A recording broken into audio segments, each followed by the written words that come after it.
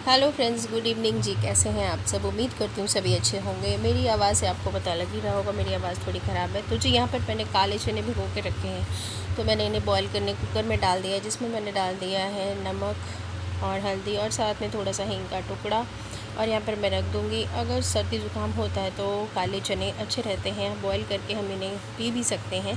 तो यहाँ पर बर्तन पड़े हैं, तो पहले मैं ये धो लूँगी। फटाफट किचन में आकर शाम के टाइम चाय बनाई थी बेटे ने मेरे लिए और अपने लिए, तो यहाँ पर मैं बर्तन धो लूँगी पहले ही। साथ में मैंने चने चढ़ा कर रख दिए हैं। काव्य चला गया है बाहर शाम के टाइम, वो बालकनी में बैठ जाता है, तो फिर वो बाहर निकल गया है इस टाइम पे। तो मैंने सोचा कि चलिए मैं तब तक बर्तन धोती हूँ और ये सारा काम निपटा लेती हूँ साथ के साथ। तबीयत ख़राब होती है तो कुछ मन नहीं करता, और मुझे जब सर्दी ज़ुकाम हो जाता है तो साथ में मुझे फ़ीवर भी आ जाता है, तो ज़रा कंडीशन थोड़ी ज़्यादा ख़राब हो जाती है।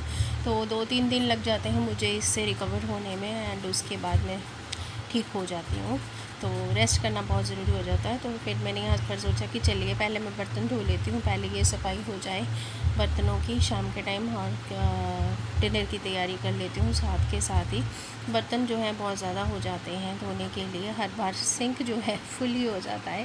तो जब भी देखो तो सिंक में बर्तन ज़रूर आ जाते हैं, जितने मर्जी जो धो लो। पर चलिए बच्चों के घर पे ऐसा ही चलता रहता है। तो यहाँ पर एक फिसल आ गई है कुकर में, तो मैंने सिम कर दिया। बाहर का मौसम कुछ इस तरीके का है, और सर में मेरे दर्द है, इसलिए मैंने सर को बांध के रखा हुआ है। तो यहाँ पर मैं कपड़े ले आई हूँ और कपड़े फ़ोल्ड करने हैं, तो मैंने सोचा कि चलिए जब तक चने उबलते हैं तब तक ये काम भी निपटा लिया जाए। साथ के साथ ही बच्चों के कपड़े भी हैं, साथ में मेरे कपड़े हैं, और मैंने बच्चों के कपड़े दोनों के अलग रखती हूँ, बड़े वाले बेटे के अलग, छोटे वाले बेटे के अलग, और अपने कपड़े अलग। तो यहाँ पर मैं जल्दी जल्दी फोल्ड कर लूँगी कपड़ों को, क्योंकि ये काम भी बहुत हो जाता है। और मेरे साथ बैठा हुआ है यहाँ पर काव्य।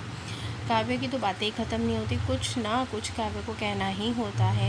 एक टाइम वो भी था जब हम ये सोचते थे कि काव्य कभी कुछ बोलेगा, काव्य कभी बात करेगा, काव्य हमसे कभी किसी चीज़ की ज़िद करेगा, काव्य हमसे कभी कुछ मांगेगा।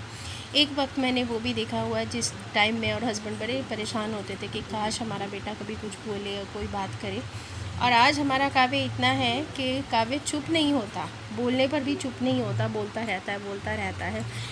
उसे मतलब ये हो रहता है कि कुछ ना कुछ उसके जो सवाल हैं वो रहते ही रहते हैं, कुछ ना कुछ उसे पूछना ही होता है, कुछ ना कुछ उसे याद आ ही जाता है। तो उसकी जो बातें हैं ना वो ख़त्म नहीं होती। तो यहाँ पर देखिए मैंने कपड़ों को फोल्ड कर लिया है जल्दी से जल्दी, क्योंकि सुबह कल बच्चों को स्कूल भी जाना है। तो यहाँ पर जो है सॉक्स में इस तरीके से रखती हूँ, एक सॉक्स के अंदर दूसरी सॉक्स डाल के रखती हूँ, ईज़िली ऐसे मिल जाती हैं। अदरवाइज़ बच्चों को सॉक्स नहीं मिलती, मुँह के पास रहेंगी या कपड़ों के इधर उधर कर देते, फिर बच्चों को मिलता नहीं।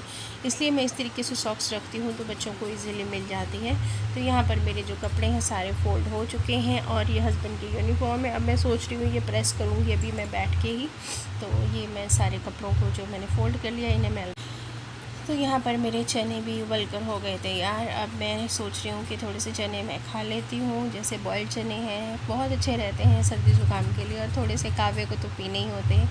आई होप आपको मेरा ये छोटा सा वीडियो अच्छा लगा होगा। अच्छा लगा होगा तो मेरे पेज को ज़रूर फॉलो कीजिएगा friends. Thank you so much, और वीडियो को लाइक और शेयर भी करिएगा।